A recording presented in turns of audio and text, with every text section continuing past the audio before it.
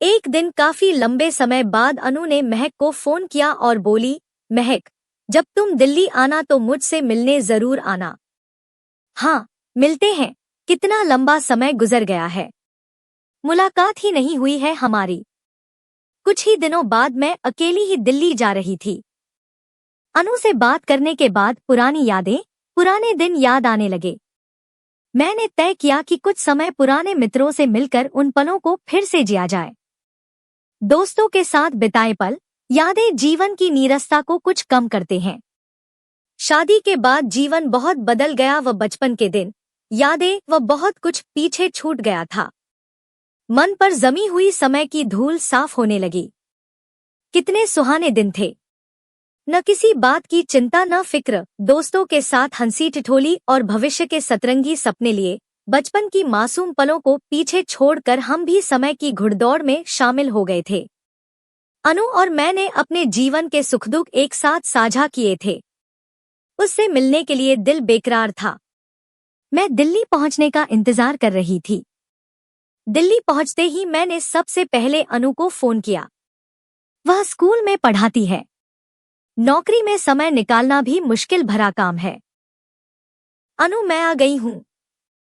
बताओ कब मिलोगी तुम?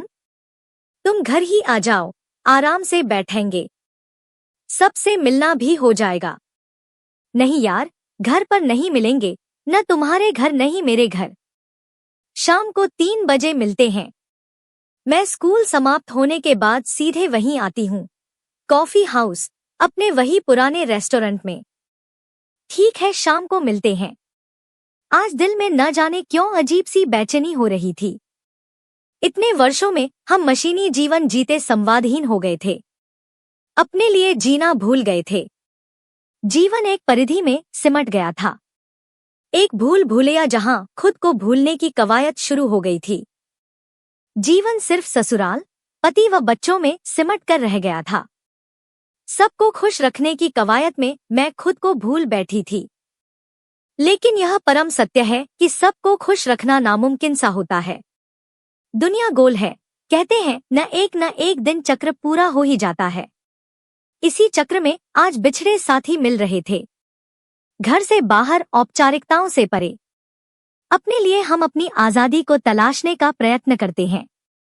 अपने लिए पलों को एक सुख की अनुभूति होती है। मैं समझ गई कि आज हमारे बीच कहने सुनने के लिए बहुत कुछ होगा।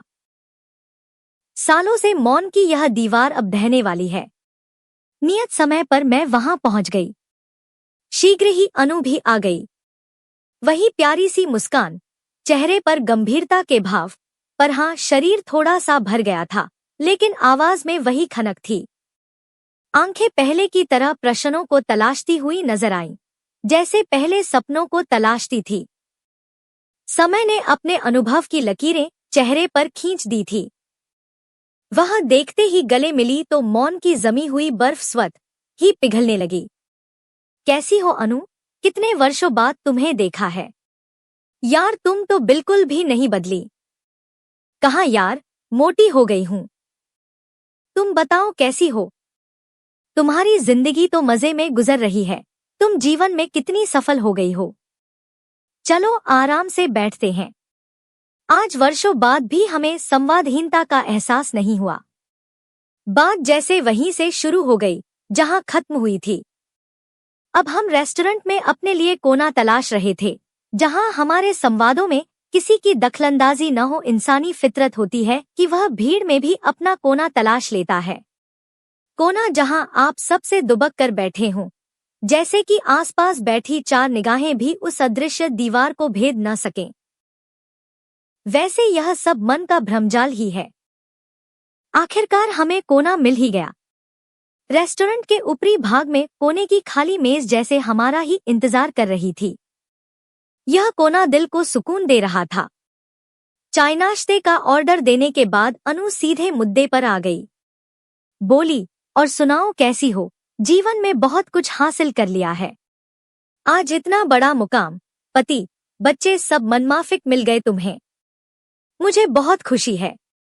यह सुनते ही महक की आंखों में दर्द की लहर चुपके से आकर गुजर गई व पलकों के कोर कुछ नम से हो गए। पर मुस्कान का बनावटीपन कायम रखने की चेष्टा में चेहरे के मिश्रित हाव भाव कुछ अनकही कहानी बयां कर रही थी। बस अनु, सब ठीक है। अपने अकेलेपन से लड़ते हुए सफर को तय कर रही हूँ। जीवन में बहुत उतार चढ़ाव देखे हैं। तुम तो खुश हो ना? नौकरी करती हो, अच्छा कमा रही हो, अपनी जिंदगी अपने हिसाब से जी रही हो। सब कुछ अपनी पंसद का मिला है और क्या सुख चाहिए। मैं तो बस यूं ही समय काटने के लिए लिखने पढ़ने लगी। मैंने बात को घुमाकर उसका हाल जानने की कोशिश करनी चाहिए। मैं भी बढ़िया हूँ। जीवन कट रहा है। मैं पहले भी अकेली थी, आज भी अकेली हूँ। हम साथ जरूर हैं, पर कितनी अलग राहें हैं, जैसे नदी के दो किनारे। यथार्थ की पथरीली जमीन बहुत कठोर है, पर जीना पड़ता है। इसलिए मैंने खुद को काम में डूबो दिया है। क्या हुआ? ऐसे क्यों बोल रही हो? तुम दोनों के बीच कुछ हुआ है क्या?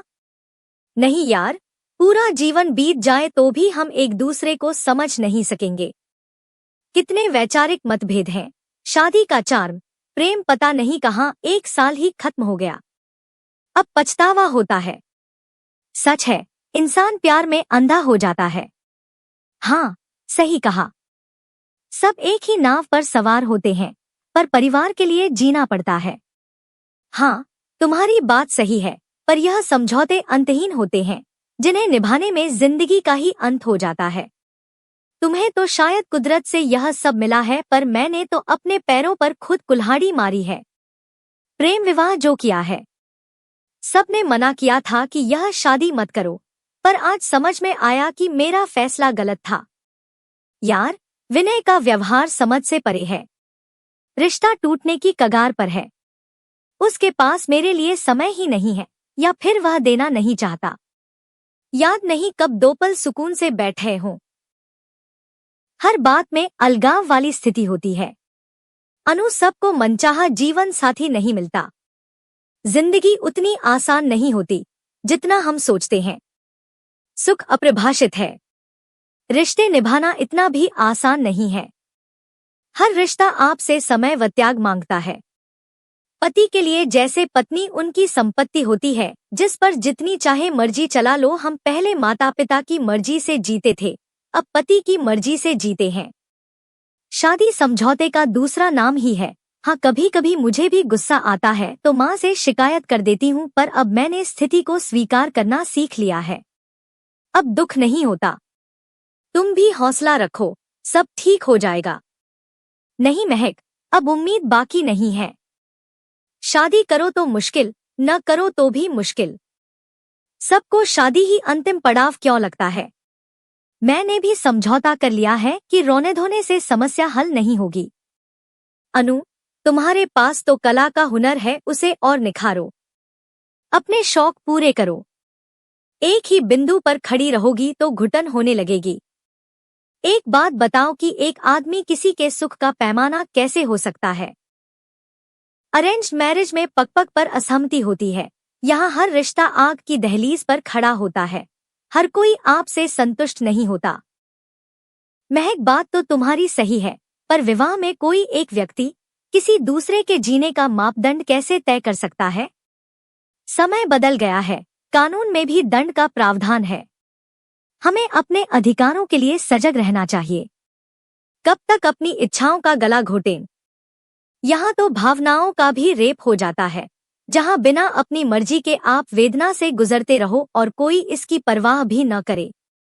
अनु, जब विवाह किया है तो निभाना भी पड़ेगा। क्या हमें माता पिता, बच्चे, पड़ोसी हमेशा मनचाहे ही मिलते हैं? क्या सब जगह आप तालमेल नहीं बैठाते? तो फिर पति पत्नी के रिश्ते में वैचारिक मतभेद होना लाजिमी है। हाथ की सारी उंगलियां भी एक समान नहीं होती, तो 2 लिंग कैसे समान हो सकते हैं। In marriage rape is invisible, so relax and enjoy. मुंह सूजा कर रहने में कोई मजा नहीं है। दोनों पक्षों को थोड़ा थोड़ा झुकना पड़ता है। किसी ने कहा है न कि यह आग का दरिया है और डूब कर जाना है, तो विवाह में धूप व छांव के मोड़ मिलते रहते हैं। हाँ महक, तुम शायद सही हो। कितना सहज सोचती हो। अब मुझे भी लगता है कि हमें फिर से एक दूसरे को मौका देना चाहिए। धूप छांव तो आती जाती रहती है। अनु देख यार, जब हम किसी को उसकी कमी के साथ स्वीकार करते हैं तो पीड़ा का एहसास नहीं होता। सकारात्मक सोचकर अब आगे बढ़, परिवार को पूर्ण करो, यही जीवन है। विषय किसी उत्कर्ष निष्कर्ष तक पहुंचती कि तभी वेटर आ गया और दोनों चुप हो गईं। मैडम, आपको कुछ और चाहिए? कहने के साथ ही मेज पर रखे खाली कप प्लेटें समेटने लगा। उनके हावभाव से लग रहा था कि खाली बैठे ग्राहक जल्दी से अपनी जगह छोड़ें। हमने बातों बातों में पहले ही चाय के कप पीकर खाली कर दिए। हाँ, 2 कप कॉफी के साथ बिल लेकर आना, अनु के कहा। अनु, समय का भान नहीं हुआ कि 2 घंटे कैसे बीत गए। सच में गर्म कॉफी की जरूरत महसूस हो रही है। मन में यही भाव था कि काश वक्त हमारे लिए ठहर जाए, पर ऐसा होता नहीं है। वर्षों बाद मिली सहेलियों के लिए बातों का बाजार खत्म करना भी मुश्किल भरा काम है। गर्म कॉफी हलक में उतरने के बाद मस्तिष्क को राहत महसूस हो रही थी।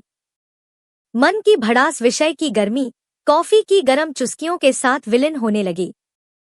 बातों का रुख बदल गया। आज दोनों शांत मन से अदृश्य उदासी व पीना के बंधन को मुक्त करके चुपचाप यहीं छोड़ रही थी। मन में कड़वाहट का बीज जैसे मरने लगा। महक घर जाते हुए सोच रही थी कि प्रेम विवाह में भी मतभेद हो सकते हैं, तो अरेंज्ड मैरिज में पग पर इम्तिहान है। एक दूसरे को समझने में जीवन गुजर जाता है। हर दिन नया होता है। जब आशा नहीं रखेंगे तो वेदना नामक शराब से स्वत मुक्ति मिल जाएगी। अनु से बात करके मैं यह सोचने पर मजबूर हो गई थी कि हर शादीशुदा कपल परेशानी से गुजरता है। शादी के कुछ दिनों बाद जब प्यार का खुमार उतर जाता है तो धरातल की उबंखाबड़ जमीन उन्हें चैन की नींद सोने नहीं देती है। फिर वहीं से शुरू हो जाता है आरोप प्रत्यारोपों का दौर। क्यों हम अपने हर सुख दुख की गारंटी अपने साथी को समझते हैं? हर पल मजाक उड़ाना व उनमें खोट निकालना प्यार की परिभाषा को बदल देता है। जरा सा नजरिया बदलने की देर है। सामाजिक बंधन को क्यों न हंस कर जिया जाए, पलों को गुनगुनाया जाए। एक पुरुष या एक स्त्री किसी के सुख की गारंटी का कारण कैसे बन सकते हैं? हाँ, सुख तलाश सकते हैं और बंधन निभाने में ही समझदारी है। आज मैंने भी अपने मन में जीवन साथी के प्रति पल रही कसक को वहीं छोड़ दिया तो मन का मौसम सुहाना लगने लगा। घर वापसी सुखद थी। शादी का बंधन मजबूरी नहीं, प्यार का बंधन बन सकता है, बस सोच बदलने की देर है। कुछ दिनों बाद अनु का फोन आया। शुक्रिया महक, तुम्हारे कारण मेरा जीवन अब महकने लगा है। हम दोनों ने नई शुरुआत कर दी है। आपसी तालमेल निभाना सीख लिया है। अब मेरे आंगन में बेला